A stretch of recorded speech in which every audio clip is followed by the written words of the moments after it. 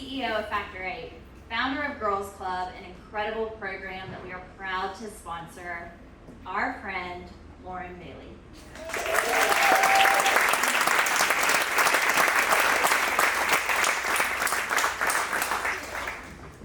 All right, I'm out of the bathroom. You can turn the mic on.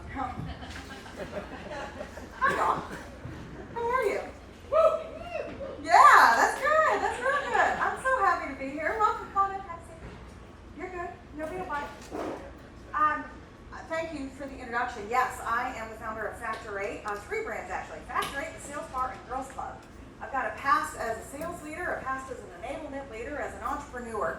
But all in all, what I want to share with y'all is, here we go, I'm in sales, right? Yeah, and I'm not afraid to talk about it. I don't go around saying, oh, well, I'm a growth officer. Right? I'm actually the Chief Delightment Officer in charge of new customer acquisition. Shut up! I'm in sales and I'm proud of it, damn it! Right? Yeah. So what I'm going to talk to you about for the next 29 and a half minutes is why I'm excited about that, why I want to use this as a rally cry of sorts, in hopes that you're proud to be in sales, and the people that work for you, and the people that work for them are proud to be in sales. Yeah. I'm going to share with you some scary statistics. I'm going to share with you a few stories. There will be love, there will be death, there will be war. There will also be more than this reference to Game of Thrones, because I finally got busy and binged it. Have you seen it? Raise your hands. Yeah. Who has started now House of Dragons? Not bad, right? Not bad. Slightly less sex, slightly more gore. So just, there you go. There's your review. This is what you need to know. In sales, we've had a few battles of late, would you say? Right? Just like what Travis was saying, let's do more with less. But like all great wars, it's made up of multiple battles. And I'm here to tell you officially, we won COVID. Can we just say that as sales leaders, work from home, work in front of your bathtub? Nailed it, we figured it out, let's give ourselves a hand for that. That wasn't easy. And we were just getting into a few like regional supply skirmishes. We had a couple battles of morale. We were all hunkering down for that recruitment and retention when bam, surprise attack recession, right? It's not easy doing what we do and loving it. But what I want to talk to you about is a war that's been happening and brewing for longer. I'd say a good 10 years or so. And it looks like this. These soldiers we're drafting. Can y'all see that over there? I don't think I'm supposed to say it out loud, but let's be honest, we've all been thinking it, all right?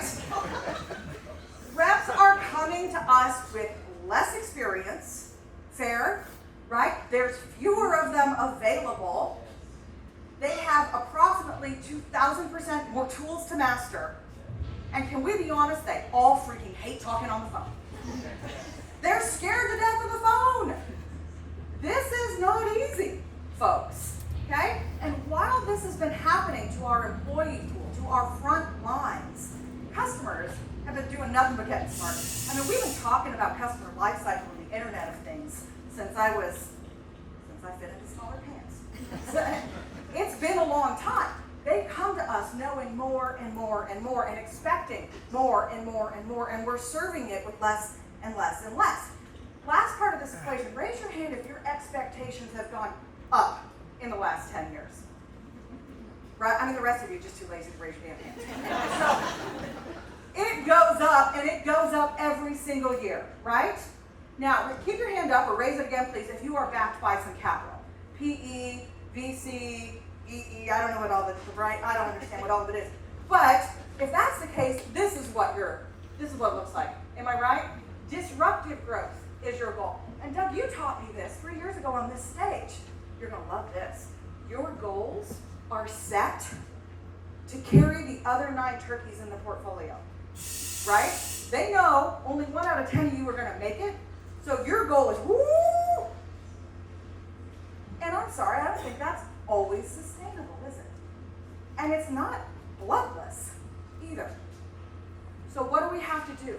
We have to keep bringing in more and put them on the front lines. bringing in more and put them on the front lines. We grow through people. We've made their jobs harder, and they like it less. And unfortunately, that impacts those cute little 22-year-olds the worst, doesn't it? Because we hire the BDRs and the SDRs, and we put them on the very front lines. And unfortunately, I think that means this. I think over the last few years, we've been teaching young people to hate sales. And that hurts my heart a little bit, okay? I know this because I get calls from this guy a lot, right? This poor, bored 23-year-old took a sales job, like 50% of all college graduates. Not B school graduates, all graduates. 50% wind up in sales with us. And we gave him a script, and we gave him a Salesforce login, we gave him a little product training, and we threw him on the front lines. And he reads it, and he sounds as bored as he looks. But he makes it because, he can't be bothered to look for something else. His buddy across the row is this guy. I mean, it's not untrue, right? Are you also getting ridiculously spammed and bumped and roboed? And it's usually in writing over the phone, but it's all the time. These are not great sellers, but I'm here to tell you they make up a decent percentage of your sales team. If for no other reason, they're freaking calling me, okay? But I also know it because of this fact. Because these two guys stayed, where 3 out of 4 didn't. For every 10 people you hire, 7.5 leave. 50% come in, 75% of young reps fail out of, opt out of, burn out of sales. And it's happening faster and faster. Whew. Our customers feel this too. They're not loving sales right now either. 3% of people trust salespeople. That's the latest number from HubSpot. It has come down drastically. 3%, folks. The good news is we are right still above politicians. So that's something to celebrate, right? That doesn't feel good. And it's not a number I'm proud of at all. And it scares me, this trend, right? Where are we going? What will these numbers look like in the next 10 years if we continue to wage the battle and the war the same way that we have? I'm scared for that, and I don't think we're headed anywhere good. That's the honest truth of that. So by the looks on your faces, I can tell you're ready for some freaking good news, and I've got it, okay? If you look left and you look right, that's the good news. The leaders in this room, I know in my heart, are in the top 2%. And I know you're in the top 2% because where everybody else spent their tools budgets on robos and acceleration and all of the automation, you spent it with ambition. You spent it helping make sure that managers connect with their reps and that we celebrate behaviors that make salespeople better and make customers love us. Congratulations to you. That puts you in the top 2%. Because there's a lot of choices where to spend your money, and you spent it on your people. And I think that's a BFD.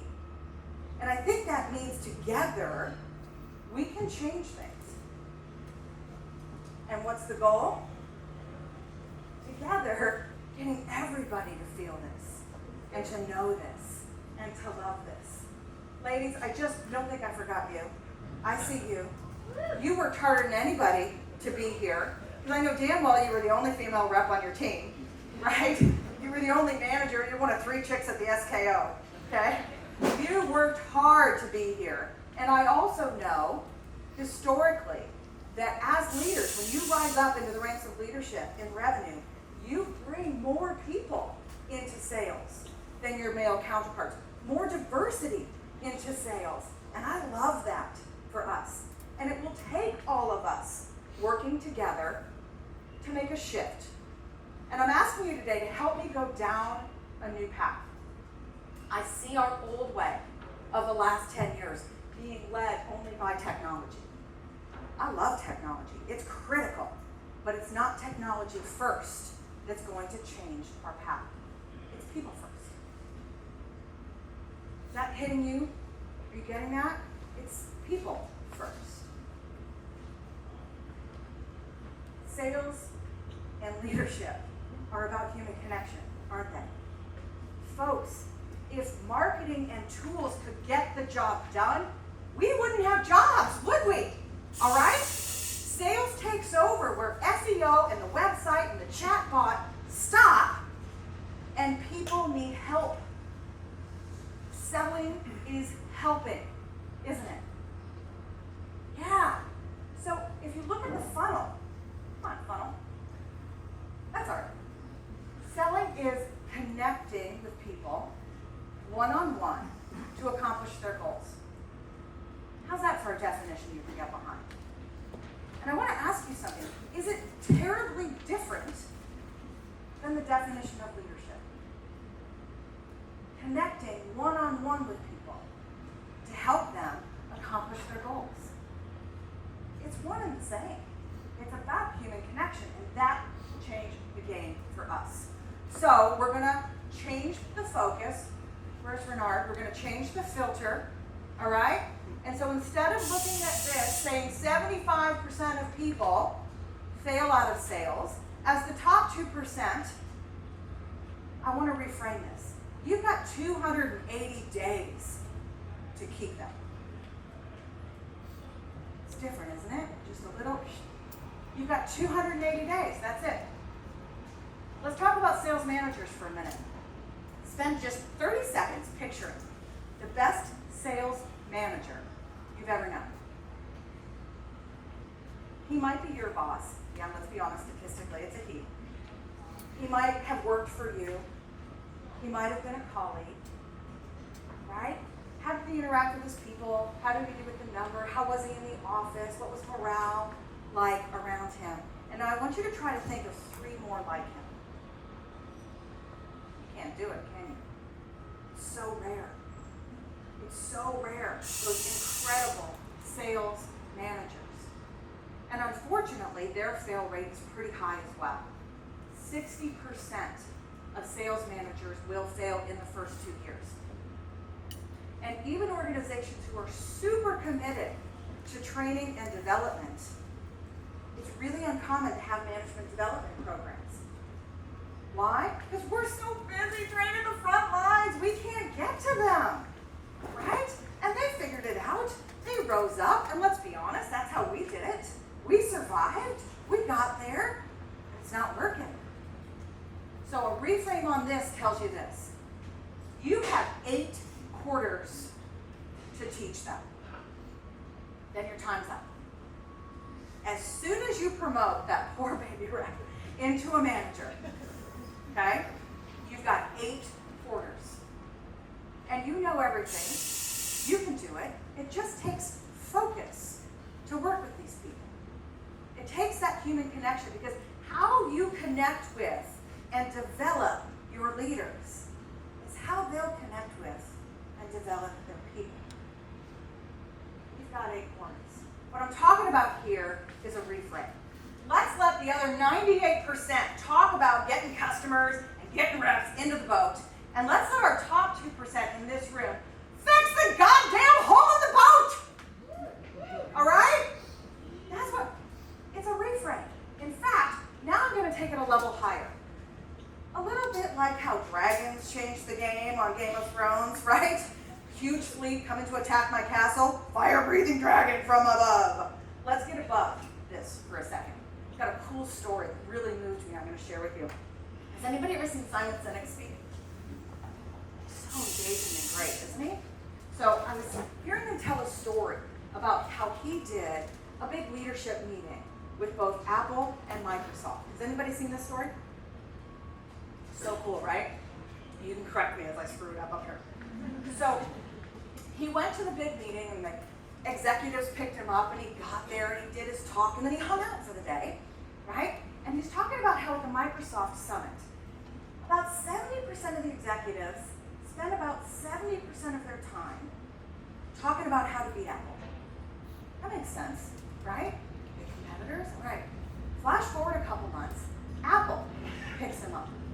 Goes to the summit, he does his thing, he hangs out all day. He knew what he was going to hear, right? 70? No.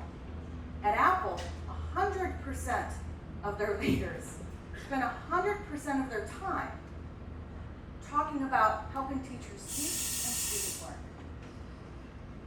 It just gives me goosebumps, right? They're looking at the bigger picture, aren't they?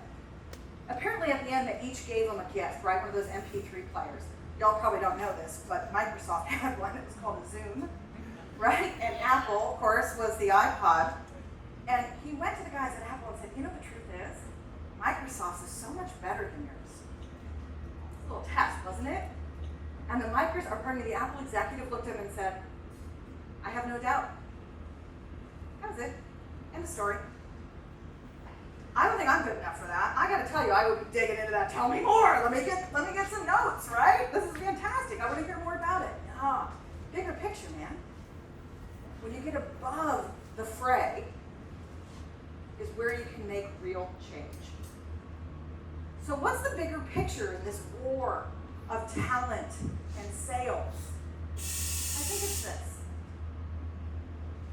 Wait for it. Let's teach young people to love sales. What would it be like if this were your shop back at home? What if they were so damn excited it felt like a concert every day when they came in?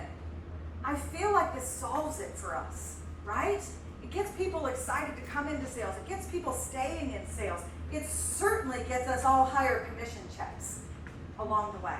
Because when we love it, we perform, don't we? Getting people to love sales is a bit of a new path. Now, some of you think you do that already, right? I think I do that already. And I'm going to give you a litmus test. Here's how you can measure it. It's the exact same way that the people who work for you and around you know what's important to you. 3 things, and they are infallible truths every single time. The 3 ways your people know what's important to you are, number 1, where you spend your time. Scroll through your calendar right now.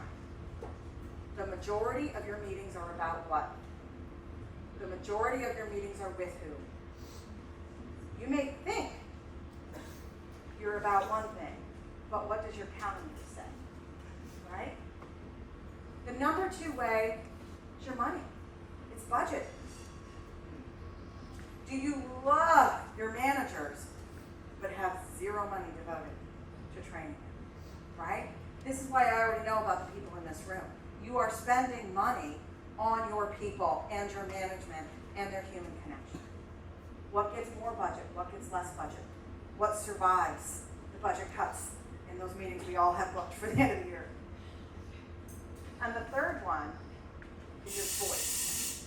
And this one's interesting because it's hard to know.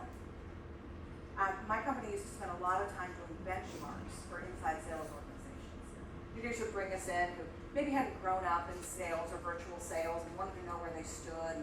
And we would do all the interviews, look at all the numbers, but then I would go spend a day or 2 just sitting on the sales floor. Remember when we had sales floor? Okay? And I would just listen. And it was fascinating, right? Folks who will talk about how the customer is number 1, but have a very different attitude once that line was hung up, right? And the same with managers. Oh, no, we don't really talk about all those little metrics things. We've got this. We talk about KPIs, and we talk about customer satisfaction, and we talk about results. And then 4 times a day, that manager groundhogs. Get on the phones. Where are the dials? That's how people decide what you care about. So I'm asking you to look at this for a second and decide, where can you make just a little difference to get us on this new path? In fact, maybe where can you make a big difference to get on the new path? When you start making big changes, like great leaders do, I just want to help you feel better ahead of time about the fact that not everybody's going to like it. Okay? I'll tell you a story about my mentor, Bruce Meinhock.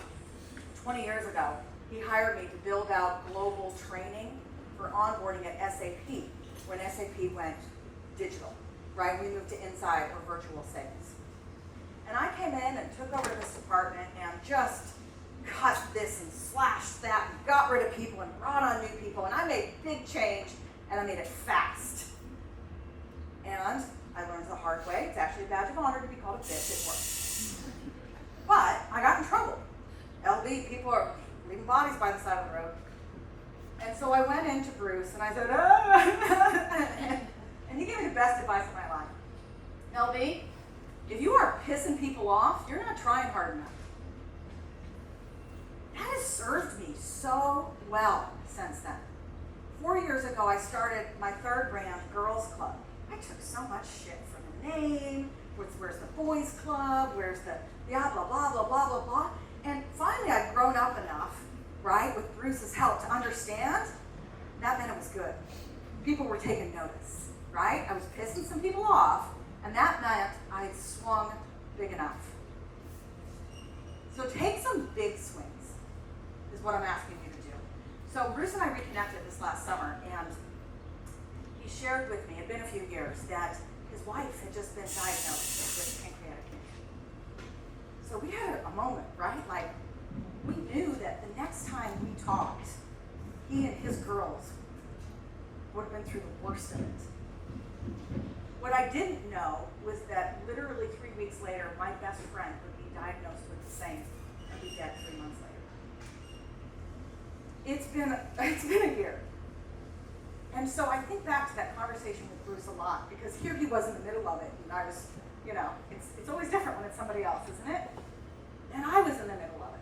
And he asked me something else that day that I'll be talking about for the next 20 years. He said, LB, what do you want to be known for? And when I have a tough day or I'm just not sure what I'm doing, I go back to this. You're not too young to start thinking about your legacy. It's a big deal. What do you want to be known for? And I used to think it was about being a VP. God, I coveted initials on my card. And I started my own company and put whatever the hell I want on my card. I used to think it was about having the big deals or the big companies or the biggest company. And I get now it's not about that. So I'm going to invite you to do that mind shift with me as well. Leaders of sales, the goal is not the number. I get that's a hard sell in this room, but wait for it, all right? The goal is not the number. The goal is engagement. And if you get that, the number follows. I used these exact 2 slides for some BDR SDR training in Atlanta 3 years ago. These kids hadn't gotten regularly developed, right? They were new. All the money was spent on the AEs in the field. You've heard this story before, right? So we started talking about engagement instead. Because God bless them, there's 200 of them, and their manager said the goal of the call is a meeting. So they all went out and they made 56.2 dials, and every time they got somebody on the phone who actually talked to them, they pitched the meeting. And a small percentage of them closed, and a percentage of those showed up, and a percentage of those went to stage 2, and a percentage of those closed. And when they had to raise the number, they drafted more bodies onto the front line. Does this sound familiar? Okay, so we spent a couple hours instead deprogramming the goal of the call being the meeting, and reprogramming the goal of the call being customer engagement. We measured it. We rated it. We listened to calls. We figured it out. What was, what wasn't, how do you get hired? And these reps started to love it. The end result was this. Activity went through the roof. The results went through the roof. But more importantly, their morale went through the roof. We had them set their own goals, and they went nuts. It wasn't a 10% lift they were aiming for, right? They're like, I can double what I'm doing. They were excited to come to work, and they fell back in love with their jobs. The goal is engagement. All right. I'm going to share 5 or 6 tactical ways, because we know we like tactics, right? That you can do this back at your office. You'll have better ideas than me. Number 1, get rid of your scripts. When we hire young people for their personalities and then give them a script, we're telling them we don't think they're smart enough to use it. Nobody gets engaged over a script. Here's what millennials and Zs are looking for. This is a combination of every single study you've ever seen. It would be so much easier if they just wanted money and tools, folks, but those didn't even make the list. They want development, they want career paths. The last one that was up there is so cool. They want room to fail. What that means is a growth mindset. And John, I think you're talking about this later, and it's critical. Has anybody ever read a book about the growth mindset? It's a game changer. It's really hard to read. I am not naturally a growth mindset person, right? I'm more about right and wrong and win and lose, and I get that, so is the rest of this room. But apparently, I don't mean everybody, you know what I mean, sales, right? People with a growth mindset are the most successful athletes, coaches, Olympians, performers in the world. And more importantly than that, people who focus more on improvement over winning are apparently happier also. Again, tough sell in a room like this. What's more important to win? The growth. And leaders with growth mindsets and growth mindsets cultures always believe this to be true. Learning is not something you did, it's something you do. If your people haven't been trained since new hire, you're missing something. Spend your time, your money, or your voice changing that. It's what they want, it's what they need. And if we want to have a growth culture, we can't do it without talking about this. Rejection. Folks, hiring a young 23-year-old, putting them into sales, and not talking about rejection is like drafting a brand new quarterback and forgetting to mention the defensive ends. Right? Did I get that right as a defensive end?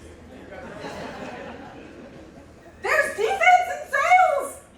They're working against us. And the problem is, it's natural human instinct to avoid it. When we don't make rejection okay, we make reps come to work suited up and armored up. Has anybody had a job or a company where they had to put on a coat of armor before they showed up? It's the worst job in the world, right? It sucks. People who wear armor to work are not connecting with anybody. Not their manager, not their customer. They are hiding, they're throwing out the least possible effort, and they're trying to avoid failure. They are certainly not growing. They just are looking to quit. When we don't talk about rejection and make it normal, we make their failure feel shameful to them.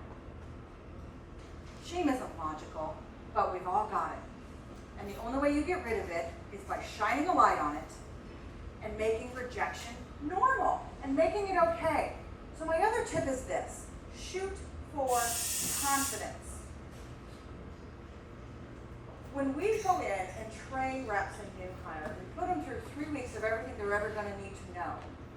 They come out consciously incompetent because there's no freaking way they can know all that, right?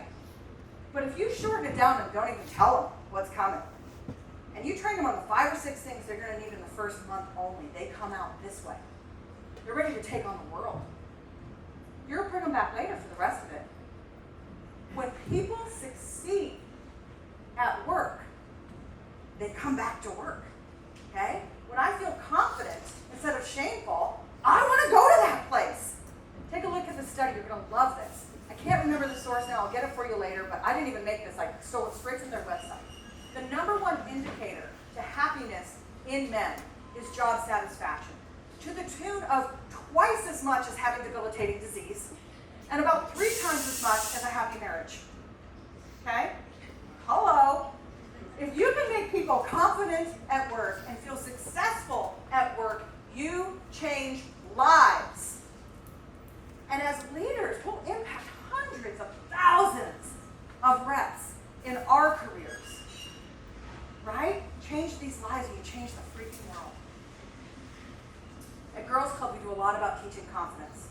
And here's the secret to that success. Women especially take fewer risks at work.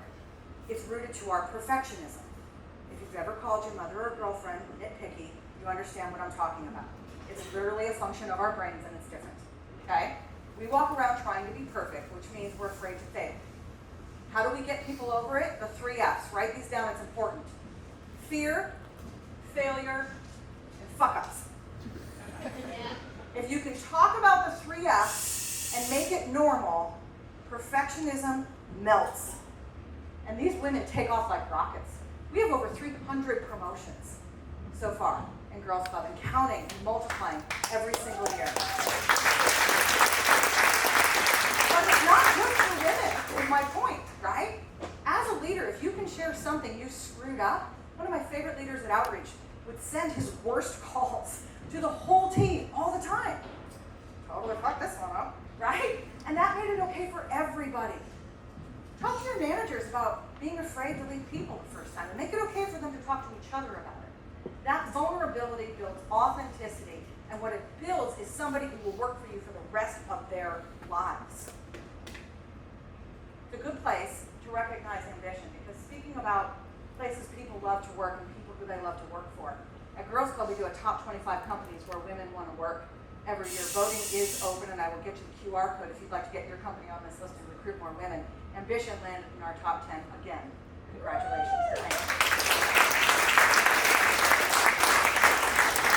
In summary, I'm going to invite you to find a few actions. Where can you change your time, your focus, your money, your budget? Where's your filter? Where's your focus? How can you get it higher so that we can make more people in this world proud to say this? Now at this point, I'm going to ask you to say it with me. I'm going to do it on the count of 3. And please give it your best effort so I don't have to do that cheesy, come on, that wasn't loud enough crap, all right? On the count of 3, 1, 2, 3, I can say it!